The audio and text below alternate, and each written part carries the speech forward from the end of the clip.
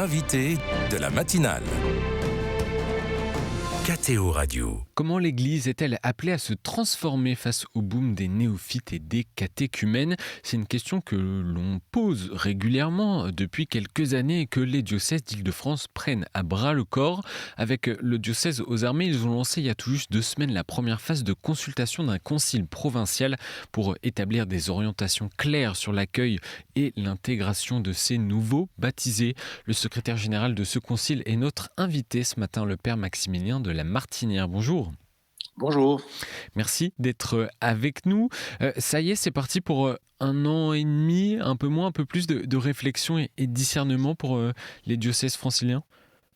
Exactement. Alors c'est parti depuis déjà quelques mois parce qu'avec l'équipe, on était sur le feu pour pouvoir être prêt pour le 25 janvier. C'est effectivement le 25 janvier qui a été marqué dans tous les diocèses d'Île-de-France et le diocèse aux armées.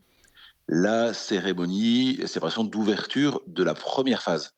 Quand on fait un concile, il y a toujours une première phase qui est celle de la consultation du peuple de Dieu, qui va conduire à l'élaboration d'un instrument de travail qui sera ensuite repris et traité par une assemblée provinciale qui sera constituée dans les mois qui viennent, puisqu'on ne va pas travailler avec tout le peuple de Dieu de l'Île-de-France, on est trop nombreux pour travailler tous ensemble dans une même pièce. Donc il y a des délégués qui vont représenter tous nos diocèses pour pouvoir ensuite aboutir à un document final tout au terme du parcours qui sera le document cadre un peu pour les années à venir sur cet enjeu que vous avez pointé dans votre introduction. Et quelle question l'arrivée de ces nombreux catéchumènes et néophytes ça soulève ? Alors la première question, et la question fondamentale, c'est celle-ci: qu'est-ce que Dieu veut nous dire ?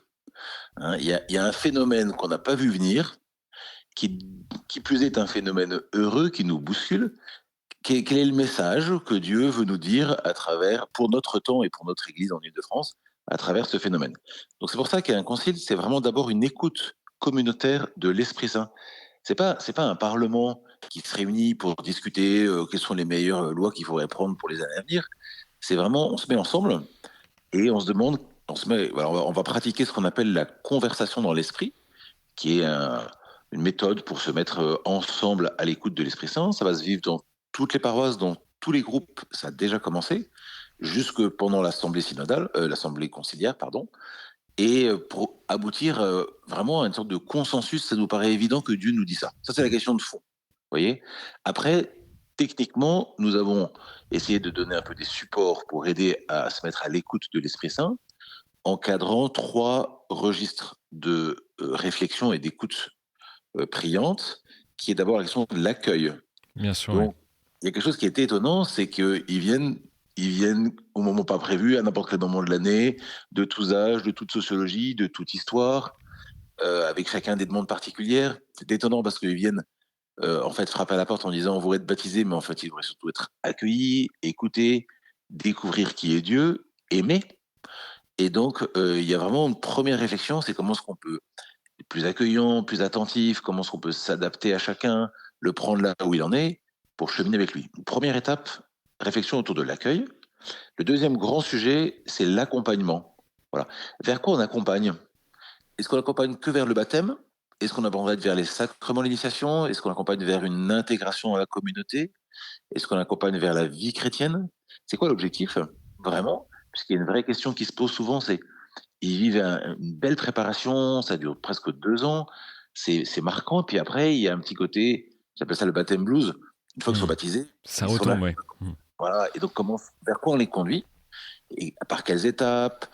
Comment est-ce qu'on peut redéployer encore plus le rituel du catéchuménat, qui est un beau cheminement pédagogique. Voilà, deuxième enjeu. Et puis le troisième, c'est qu'est-ce que ça va changer ou qu'est-ce que ça doit changer dans nos communautés. Donc ça s'appelle transformer, c'est le troisième thème. Voilà, comment est-ce qu'on, prenant conscience de tout cela, nous, nos communautés paroissiales, ou aussi l'école catholique, ou les scoutismes, ou le moyen d'enseignement public, comment est-ce qu'on va se dire, tiens, il y a ça nous bouscule, et on pourrait penser autrement notre paroisse, notre vie paroissiale. Et sur cette première phase de consultation qui s'est ouverte il y a 2 semaines, quelle forme elle prend concrètement ? Très bien. Elle prend une forme synodale. C'est vraiment pas du tout un système de questionnaire. Vous êtes devant votre ordinateur et vous répondez à un questionnaire de 40 questions.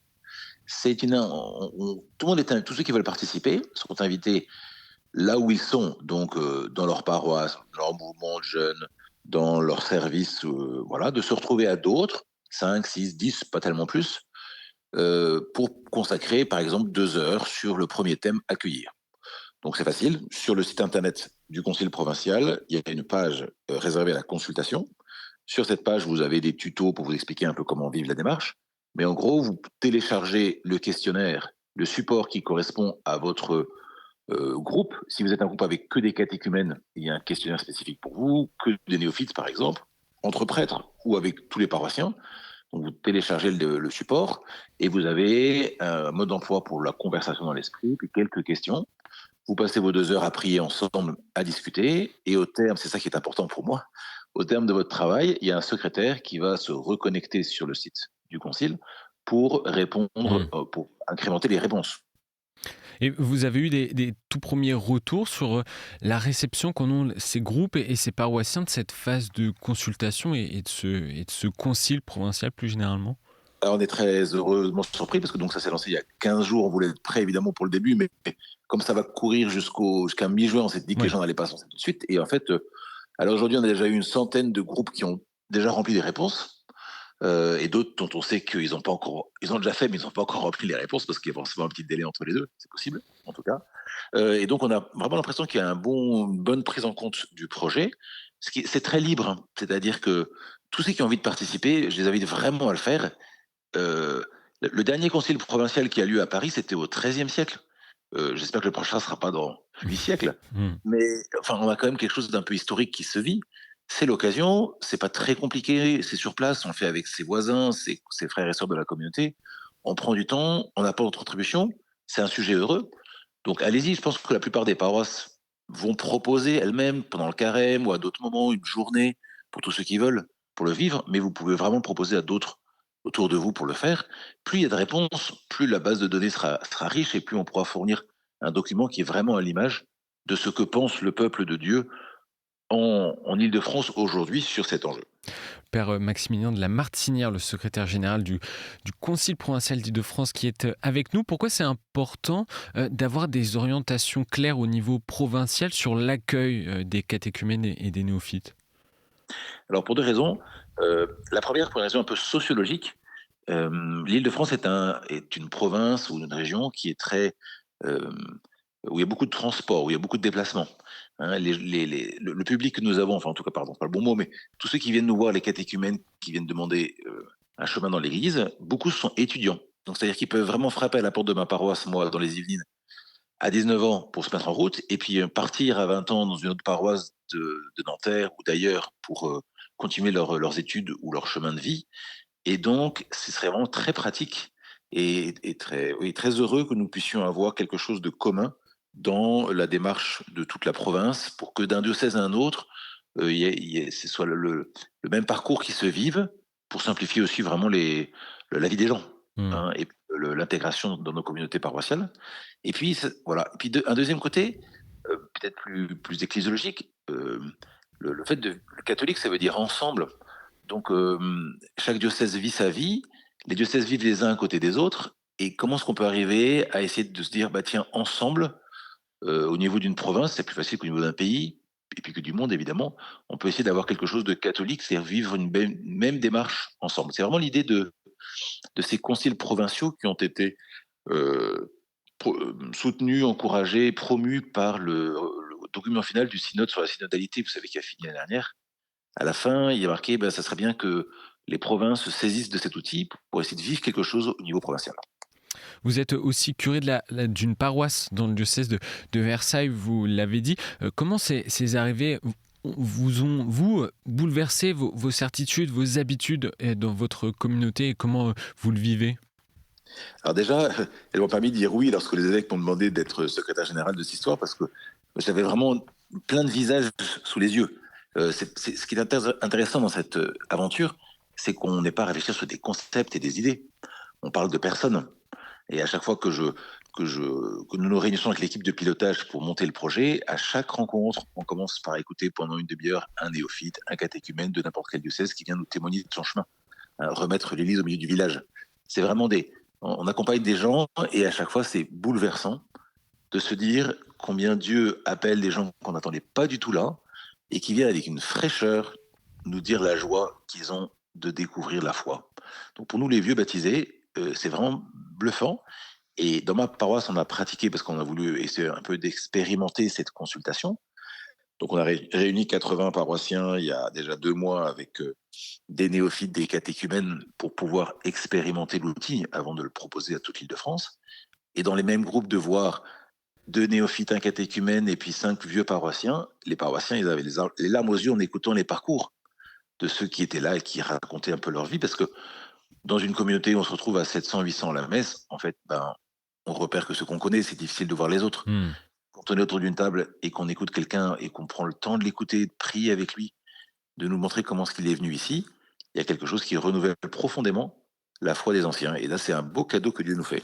D'écouter ces témoignages de vie, Père de la Martinière. Et après cette phase de consultation qui doit prendre fin donc fin juin, début juillet, quelles sont les autres étapes rapidement? Donc rapidement, on va faire une synthèse, ou plutôt on va écouter qu'est-ce que l'Esprit Saint nous invite à prendre en compte dans tout cette fruit de cette consultation. C'est ce qu'on appelle ça un instrument de travail. Cet instrument de travail, un document, c'est sur ce document que les délégués de l'Assemblée provinciale, qui vont être appelés, nommés, élus dans les mois qui viennent, de toute l'Île-de-France, vont se retrouver pour travailler à 3 reprises, donc 3 week-ends. Un en octobre prochain, un autre en janvier 2027 et un dernier en mai 2027. 3 sessions de l'Assemblée à Paris pour continuer à prier, réfléchir, discuter, de manière à aboutir à un document. Ce document final, avec des orientations, sera remis aux évêques, puisque ce sont les évêques qui se saisissent du fruit de l'Assemblée pour pouvoir, à partir de là, exercer leur propre discernement et décider d'orientations qui seront transmises à Rome pour validation. Et chaque chrétien en Île-de-France et ailleurs en France est amené aussi, même s'il ne vit pas en Île-de-France, à prendre sa part dans ce concile provincial? Oui, dans 2 sens. D'abord en priant pour nous, hein, c'est la communion des saints, on prie les uns pour les autres. Merci de votre prière. Et puis parce que les autres provinces de France sont aussi intéressées parce que nous vivons ce phénomène des catéchumènes et néophytes qui se retrouvent partout. Et donc il y aura lors de l'Assemblée provinciale des délégués de toutes les provinces d'Île-de-France qui participeront comme observateurs pour pouvoir ensuite ramener dans leur propre province les fruits de ce qu'ils auront reçu de cette aventure pour leur propre miel. Donc ce qui se passe, qui se joue, cet événement synodal en Île-de-France peut porter ses fruits ailleurs en France. Et peut-être même ailleurs encore, parce que d'autres pays sont aussi intéressés par ce que nous vivons. Mais écoutez, merci beaucoup Père Maximilien de la Martinière de nous avoir exposé cette première phase de ce concile provincial d'Île-de-France sur l'accueil des catéchumènes et néophytes. Et on va suivre de près donc ce travail et bonne phase de consultation. Merci. Merci beaucoup et à bientôt.